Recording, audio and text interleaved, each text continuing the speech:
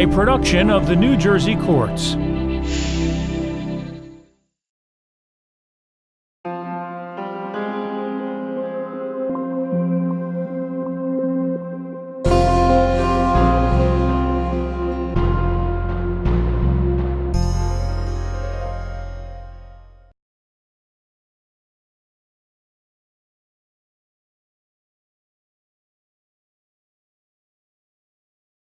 I'm the youngest of 4 children.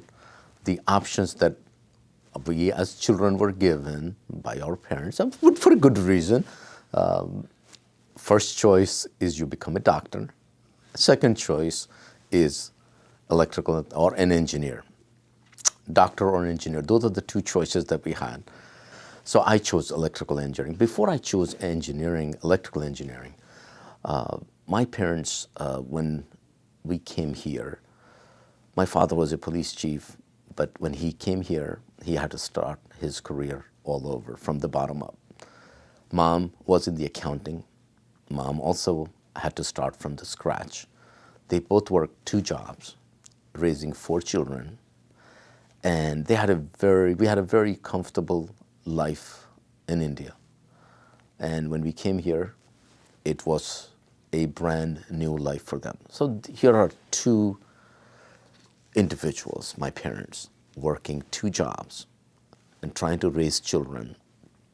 And early on, we knew that we wanted to go to college, but our parents would not be able to afford to send us to a college. So our choices were rather limited. So I decided to go to a technical school right after high school, drafting school. I completed drafting school after 1 year. I secured a job, my first job as a draftsman detailer. Worked in that company for a year. That company moved to Massachusetts. I did not want to move, so I worked with another company. At that time, it used to be called Singer Kierfat, major defense contractor in the area. I started working with about 3,000 engineers, worked on great projects like the space shuttle and the fighter jets. Working in that environment, I decided I want to be an electrical engineer. I want to be able to work in an area that is of interest to me. So I decided to go with electrical engineering.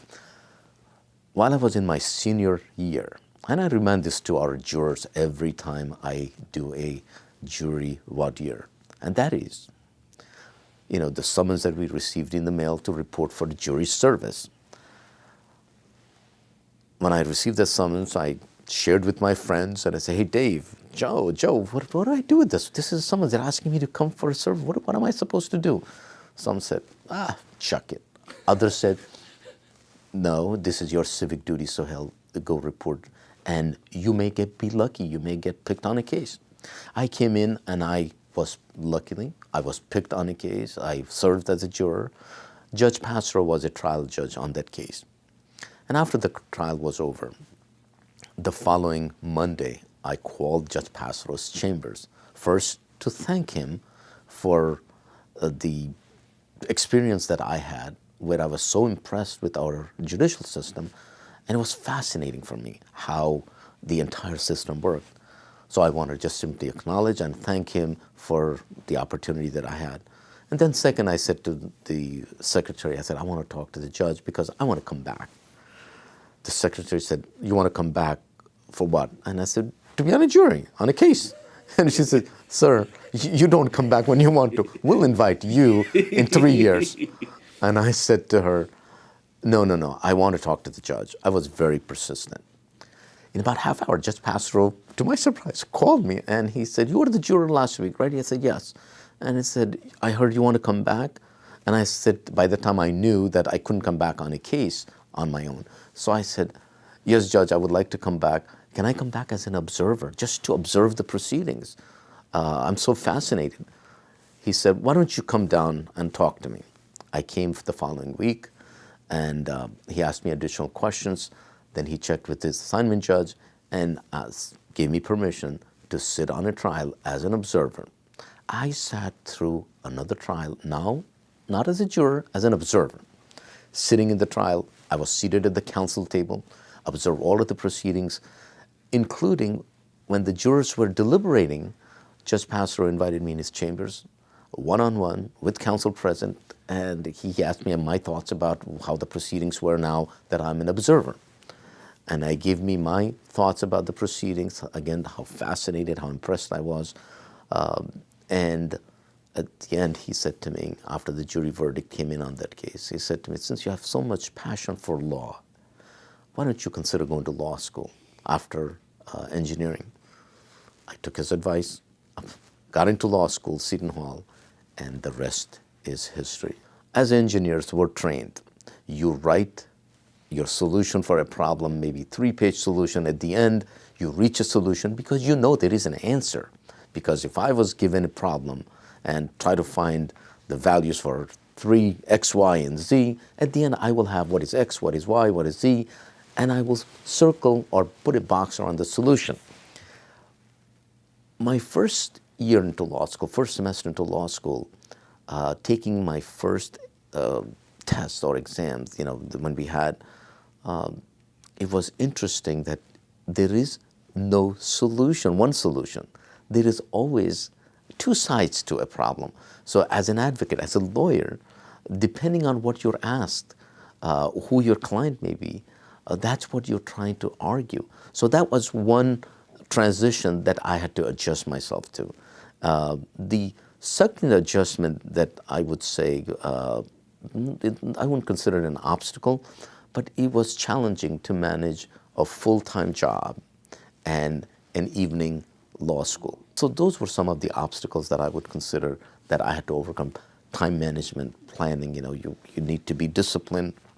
All of those things help me, both as a lawyer, as a judge now, to work under pressure, to manage your schedule, and to use your time in a wise, manageable manner.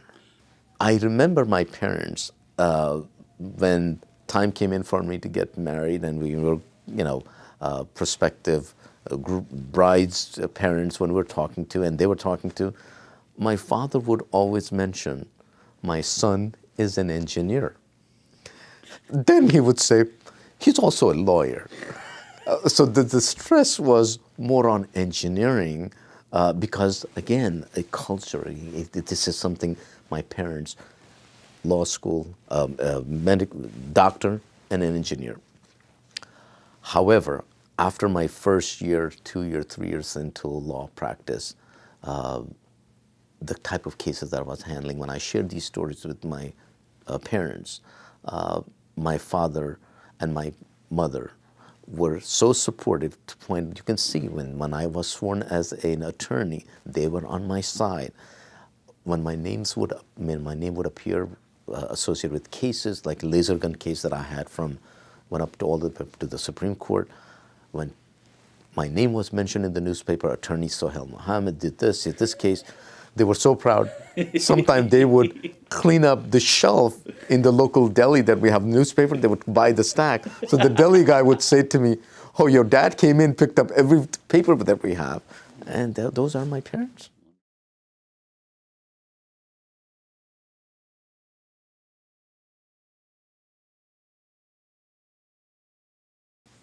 Both personally and professionally, those were, I would consider, a challenging times for us as Americans.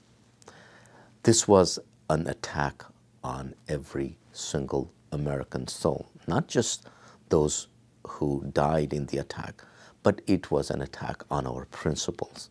It tested our patience. It tested our system.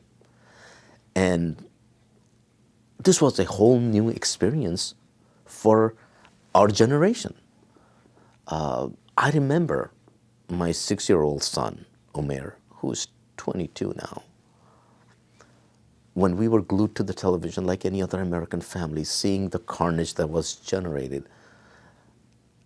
Omer asked me a question that I still remember. And he asked me, so 6-year-old, asking, Dad, why do these people do these kind of things? Why do they bomb? Why do they destroy things? I said to him, Mayor, there are people who are crazy who do crazy things. Then he said, Dad,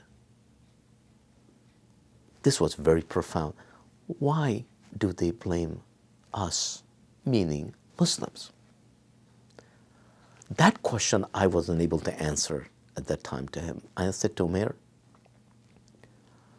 there are crazy people who do crazy things, but when you say, why do they blame us? I'm going to talk about this at some other time with you. And the reason it was important for me is children, even at that age, as young as 5 and 6, can see the difference, what the issue is and how someone is being treated. So I took, after 9/11, I wasn't trained to be a spokesperson for any community, let alone a larger community. But I was brought into, because when there were interfaith services going around after 9/11, I contacted anyone and everyone I could think of, religious leaders, civic leaders, to say, this is an opportunity for a dialogue. This is an opportunity for a partnership. This is not about us, them. This is our community's challenge. I remember on the day after 9/11, on that weekend, getting up 7, 8 in the morning, going to interfaith service. That Sunday, a Roman Catholic church in Patterson, in Clifton, vigils in city of Clifton, Patterson, even the statewide at the Liberty State Park. And I had all of these individuals, religious leaders and civic leaders, contact their local communities and go there, attend these events. And that started a partnership. And then a week after the 9/11, during the week, law enforcement activities, we organized interpreters, volunteer interpreters, to assist the FBI, the state police, the local police, to assist in their investigation. And then training of law enforcement officers throughout the state of New Jersey. I was involved in training of about over 7,000 law enforcement, because it's very important for us to be engaged in a civil dialogue. And that is, we all have differences, but I tell people, look at our commonality. What we have in common is more than what our differences are. Whether it's a religion, whether it's a culture, whether it's our professional life, we all have differences. But there are things that we have that are common to all of, common denominator, such as respect for each other, the human dignity, the human rights that we have. Those are all core principles that we all human beings share. So a civic engagement, for instance, interfaith community, diversity trainings, and the trainings that we go through, the concept is we're trying to learn about each other so that we can understand and we can have mutual respect for each other. Every so often I have these high school students come in, attend proceedings. And I'll share with you some of the letters that the students have written from Pompton Plains. These are high school students who came in on an assignment. And I asked the high school seniors, is anyone here interested in going to law? And then I took a poll of what do you want to do? And I reminded them, I said to them, whether you're interested in the law, whether you want to be a doctor, whether you want to be a nurse, whether you want to do anything that you have, just keep one thing in mind. I gave them my story and said, I wanted to be an engineer. Mom and Dad wanted me to be a doctor. I decided to be an engineer. But all of those things changed. That change occurred right here in the courtroom. So I said, you will meet in your life a complete stranger. I reminded them, I said, Judge Passero is white, I'm not. He's Italian, I am not. He was into law, I was not. There was nothing that we had in common. But what we both had shared is a passion for justice. So I remind them, at any point in your life, you will meet someone. Someone would offer a hand, grab that hand, and use that hand and use the help that you're going to get or direction that you or a mentor.